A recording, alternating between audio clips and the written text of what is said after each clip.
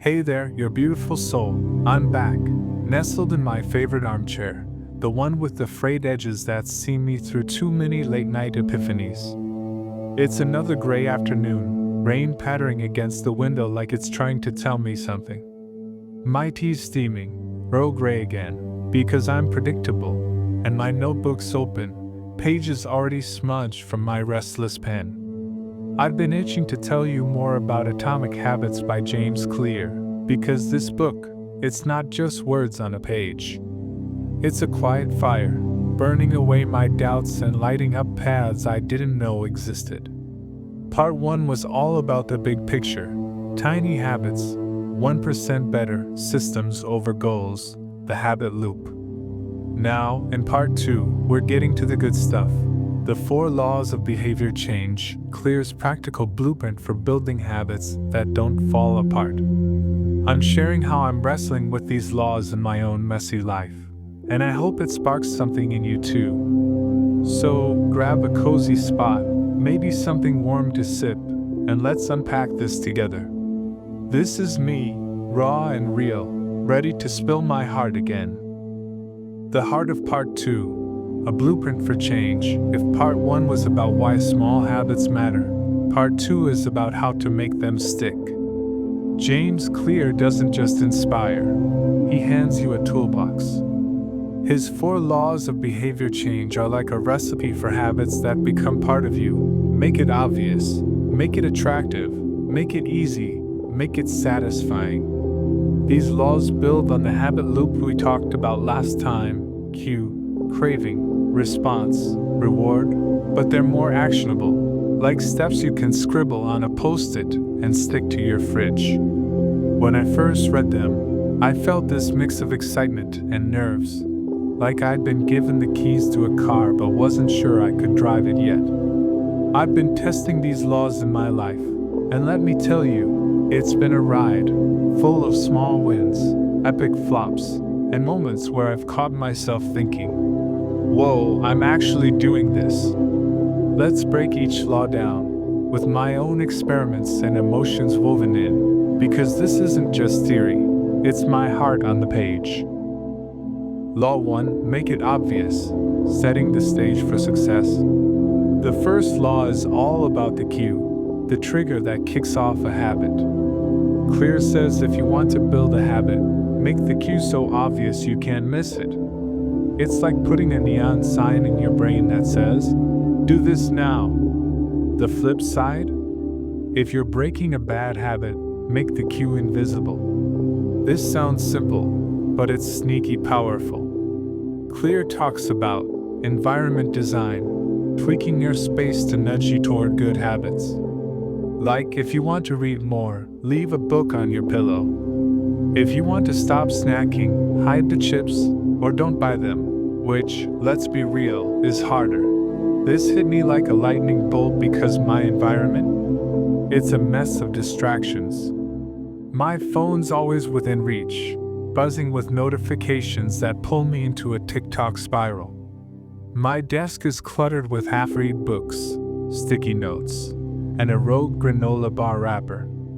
No wonder I struggled to focus. Clear's advice felt like a call to take back my space, and I felt this surge of possibility, like I could outsmart my own chaos that I started small, with my water drinking goal. I'm chronically dehydrated, always promising to drink more, but forgetting. So I made it obvious. I got a bright turquoise water bottle and plopped it front and center on my desk. Not tucked away in a cabinet, right where I'd see it every time I sat down. I even stuck a goofy smiley face sticker on it to make it feel friendly.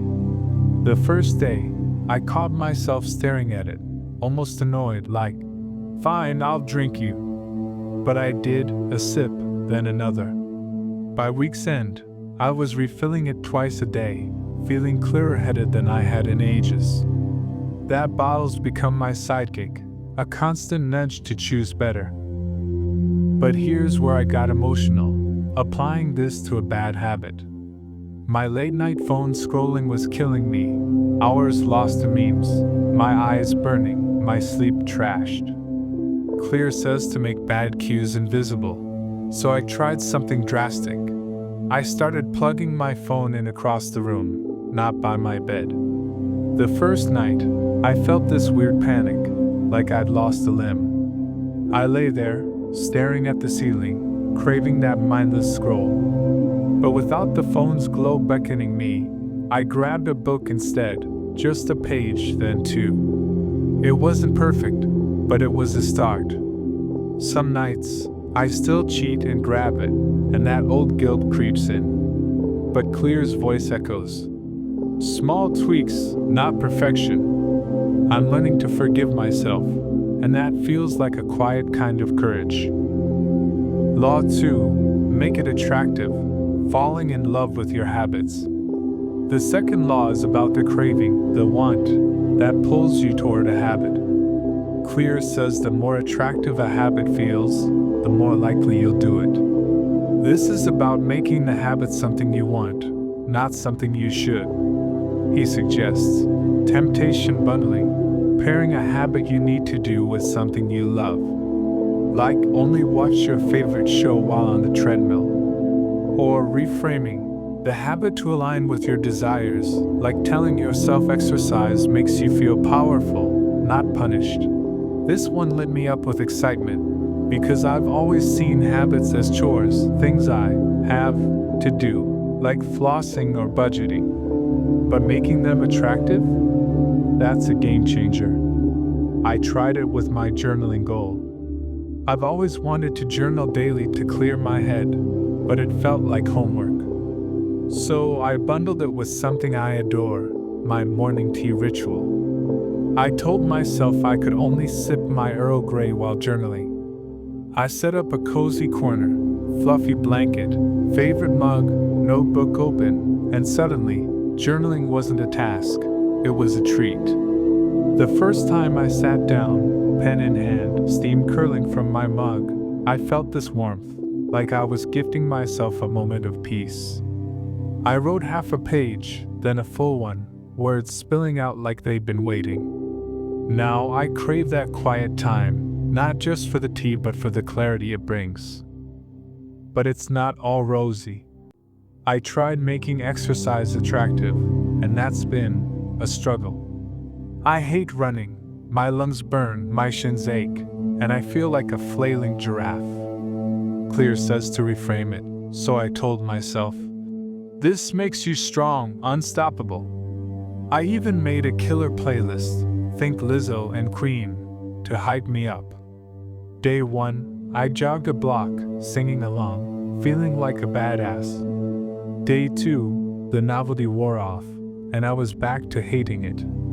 I felt defeated, like I'd failed at attractive. But then I remembered Clear's advice to experiment, not judge. So I switched to dancing in my living room. Same playlist, no champagne. It's not exercise in the traditional sense, but I'm moving, sweating, laughing. And that feels like a win, even if it's messy. Law 3. Make it easy. Lowering the bar to leap over at the third law is my favorite because it's so forgiving. Make it easy. Clear says the biggest barrier to habits is friction, how hard it feels to start. The less effort a habit takes, the more likely you'll do it. He talks about the 2-minute rule. Scale your habit down to something you can do in 2 minutes or less. Want to read more? Read 1 page. Want to meditate? Breathe deeply for 60 seconds. The goal isn't to do the whole thing, it's to show up. This one made me tear up because it felt like Clear was giving me permission to stop being so hard on myself. I've always thought habits had to be epic, like an hour of yoga or a 2,000-word writing session. But 2 minutes? I can do that, even on my worst days. I tried it with flossing, which I've avoided forever, sorry, dentist. Instead of floss every tooth perfectly, I started with 1 tooth, literally 1 swipe. It was so easy it felt like a joke, but I did it. Next night, 2 teeth. Now I'm flossing most nights, and each time I feel this tiny burst of pride, like I'm secretly winning at adulting. But here's where it got real, applying this to my writing. I've dreamed of being a writer since I was a kid, but I'd sit down to write and freeze, paralyzed by the pressure to be good. Clear's 2-minute rule saved me. I started with 1 sentence a day. Whatever came out, no judgment. Some days it's garbage. I'm tired and my cat's annoying. Others it's a spark. The sky today looked like a bruise, heavy and tender. Either way, I'm writing, and that act alone feels like reclaiming a piece of myself. Last week, I had a brutal day, work drama, spilled coffee, the works, and I almost skipped. But I wrote 1 line, shaky and raw, and it was enough. That ease? It's keeping me in the game. Law 4, make it satisfying. Celebrating the small stuff. The final law is about the reward, the payoff that makes a habit stick. Clear says humans are wired to chase instant gratification, so you've got to make your habits feel good now, not just later. He suggests tracking your habits, like crossing off a calendar, or savoring the moment, like pausing to feel proud. For bad habits, make them unsatisfying, at a cost, like inconvenience or guilt. This one stirred up all kinds of feelings because I'm terrible at celebrating myself. I'll hit a goal and immediately move the bar higher, like, okay, but what's next? Clear's like, stop. Feel the win. I tried it with my walking habit. I wanted to move more, so I started tracking my steps, not with a fancy app, but a cheap notebook where I jot down, walked, each day. Every time I write it, I draw a little star, like I'm in 3rd grade. It's silly, but it works. Those stars make me smile, and I'm hooked on earning them. Last month, I hit 20 walks, and I treated myself to a new candle, lavender, because I'm basic. That glow of, I did it, was worth more than the steps themselves. Breaking a bad habit, though, that's been tougher. My late night snacking's a beast. Cue, boredom, craving, comfort, response, chips, reward, salty bliss. Clear says to make it unsatisfying, so I tried a trick. I moved my snacks to the top shelf, where I'd have to drag out a stool to reach them. The hassle alone makes me pause, and sometimes I just sip tea instead. But I'm not perfect. Last night, I climbed that stool like a determined raccoon, and the guilt afterwards stung. I felt like I'd let myself down, and that ache lingered. But Clear's advice to never miss twice pulled me back. Today, I skipped the chips, and that small choice felt like a quiet apology to myself. My heart on the page, wrestling with the laws. These 4 laws, obvious, attractive, easy, satisfying, feel like a dance I'm still learning. Some days I nail the steps, like when my water bottle's my wingman, or my journal's my sanctuary. Others I trip over my own feet, like with running or snacking. What gets me emotional is how forgiving Clear is. He doesn't expect you to be a habit robot, just to keep showing up, even when it's messy. That grace makes me want to cry, because I've spent so long judging myself for every slip. Take my guitar practice. I've been using the laws, guitar on a stand in my living room, obvious, telling myself it's fun, attractive, 1 chord a day, easy, high-fiving myself after, satisfying. But some nights, I'm too tired, and I skip it, and that old voice whispers, "You'll never be good."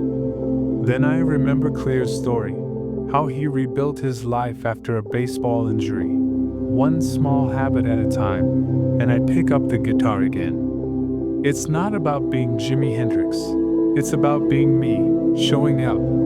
The identity piece still chokes me up.